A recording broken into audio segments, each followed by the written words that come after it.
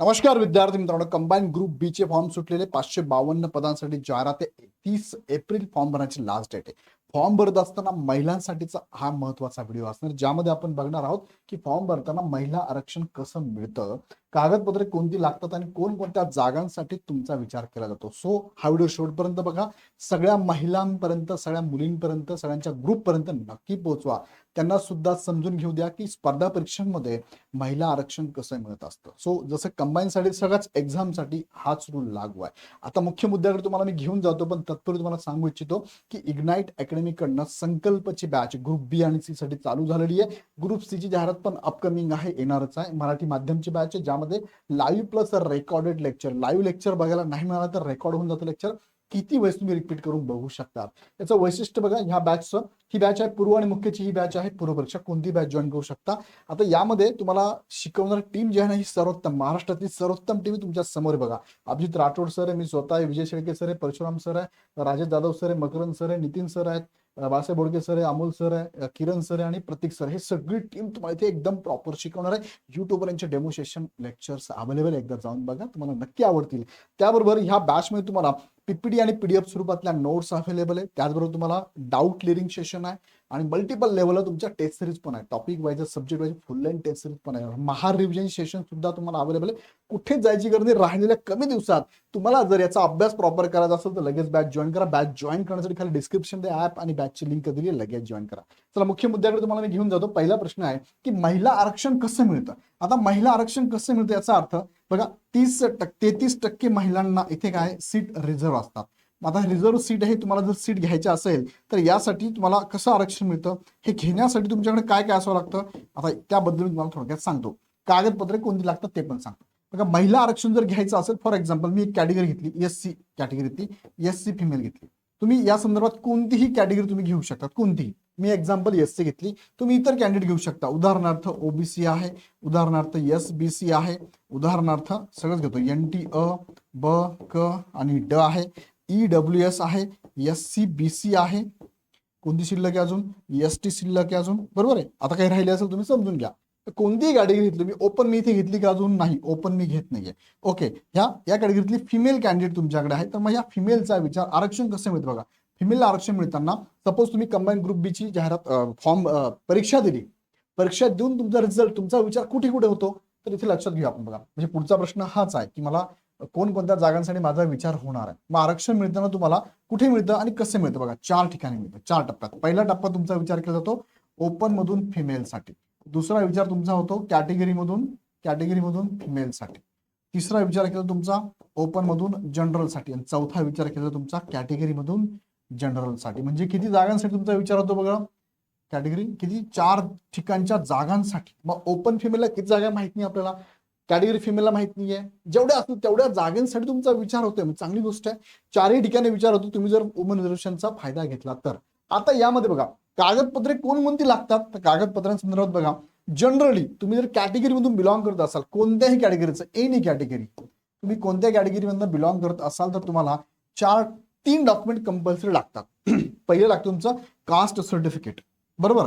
आता मी कंसात फक्त लिहून ठेवलं ईडब्ल्यूएस सहित कास्ट सर्टिफिकेट लागतं. वैध नॉन क्रिमिलियर लक्षात घ्या. तिसरं डोमेसाईल लागतं. चौथं कास्ट व्हॅलिडिटी लागतं, बरोबर. आता याचं उत्तर मी नंतर तुम्हाला. आता 4ही पैकी कास्ट व्हॅलिडिटी जर तुमच्याकडे नसेल तरी चालतं. नियुक्तीनंतर तुम्हाला 6 महिन्यात द्यावा लागतं, 6 महिन्यात दिलं तरी चालतं. नियुक्तीनंतर असेल तर वेल गुड, नसेल तरी चालतं. अजून त्याच्यामध्ये कास्ट सर्टिफिकेट जे आहे सगळ्यांनाच लागतं, बरोबर आहे. नॉन क्रिमिनल मात्र कुणाला लागत नाही, तर नॉन क्रिमिनल लागत नाही. त्यांची लिस्ट मी इथे सांगतो मला. एससी ला लागत नाही, एसटी ला लागत नाही, ईडब्ल्यूएस ला पण लागत नाही आणि ओपनला सुद्धा लागत नाही.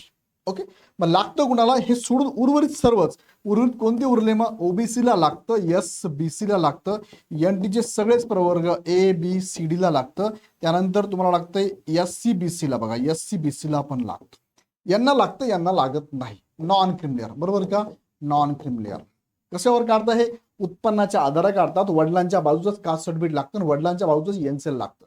भले डोमेसाईल तुमचं फादरच्या असेल किंवा हजबंडच्या असेल चालेल, पण मात्र हे दोन्ही डॉक्युमेंट तुम्हाला वडिलांच्या बाजूचेच लागतात. लक्षात घ्या, वडिलांच्या फॅमिलीच्या उत्पन्नाच्या आधारे एनसेल लागतं. कास्ट सर्टिफिकेट ही कास्ट बदलत नाही, वडिलांच्या बाजूची कास्ट लागते. ओके, डोमेसाईल मात्र सगळ्यांना कंपल्सरी, इथे सगळ्यांना लागतंय. नॉन क्रिमिनल कुणाला लागतं कुणाला लागत नाही लक्षात घ्या, आणि हे नसेल तरी चालतं. इथपर्यंत क्लिअर झालं. आता परत मागे घेऊन जातो तुम्हाला मी. इथे मी तुम्हाला सांगितलं की कॅटेगरी मधून असाल तर या 4 ठिकाणी कोणती घ्या कॅटेगरी, ओबीसी घ्या, ही कोणती कॅटेगरी घ्या. मग आता हेच मी म्हटलं की सर मी ओपन जर असेल तर कसं, मग मी जर ओपन आहे, सपोज ओपनची फिमेल आहे, ओपनची फिमेल असेल तर यांना दोनच ठिकाणी विचार केला तो. पहिला विचार होतो ओपन फिमेलसाठी, दुसरा विचार होतो ओपन जनरल साठी, म्हणजे दोनच ठिकाणी विचार होतो ओपन मधून. पण कॅटेगरी मधून असाल तर एक्स्ट्रा आरक्षण तुम्हाला मिळतं, एक्स्ट्रा जागांसाठी तुम्ही कॉम्पीट करू शकता. मग मला सांगा फॉर्म भरताना कशातून भराल तुम्ही, कॅटेगरीतून भराल की ओपन मधनं. जर कॅटेगरीची विद्यार्थिनी असाल तुम्ही तर कॅटेगरी मधूनच भरला पाहिजे, लक्षात घ्या.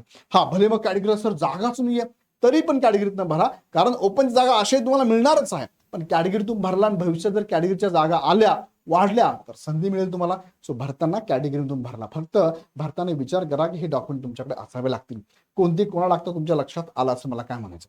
मग आता 5वा मुद्दा आहे की वैध कागदपत्र नसतील तर काय होईल सर, वैध कागदपत्र नसतील तर काय होईल, तर त्याचा मुद्दा मी इथे क्लिअर करतो तुम्हाला. बघा आता डॉक्युमेंट तुमच्याकडे नाहीये कोणते, मी बोललो कॅटेगरीचे डॉक्युमेंट तुम्हाला लागतात. फॉर एक्झाम्पल एससी ची फिमेल आहे, ओके एससी ची फिमेल आहे, ठीक आहे सर, जागा असो नसो मला एससी मधून भरायचं आहे, पण माझ्याकडे डॉक्युमेंट असेल तर काय करू सर मी.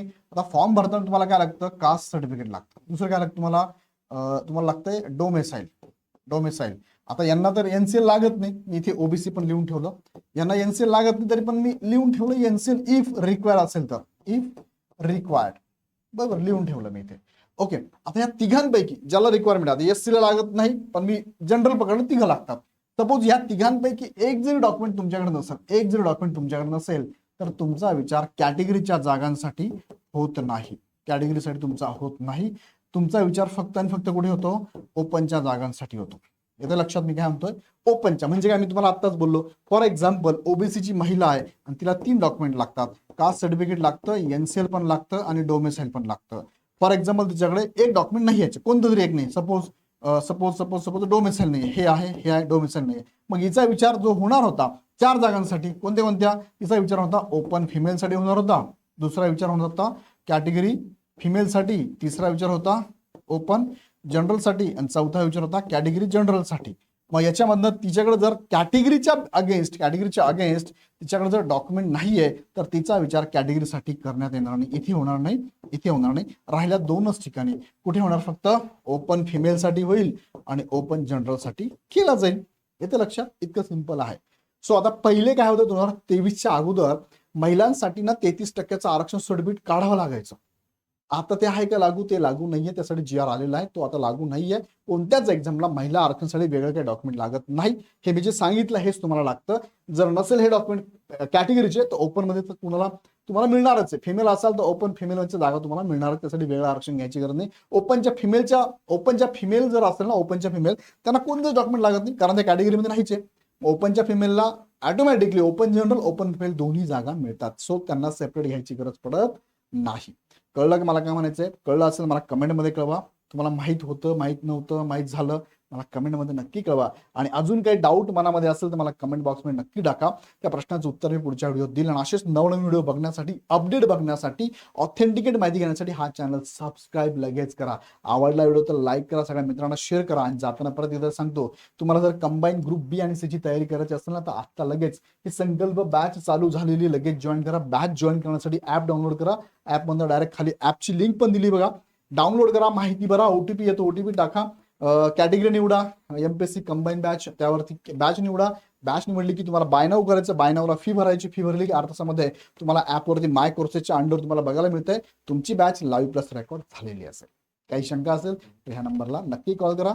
आणि पुढचे अपडेट बघण्यासाठी आवर्जून चॅनल सबस्क्राईब करा. पुन्हा व्हिडिओ आपण नेक्स्ट व्हिडिओमध्ये. धन्यवाद.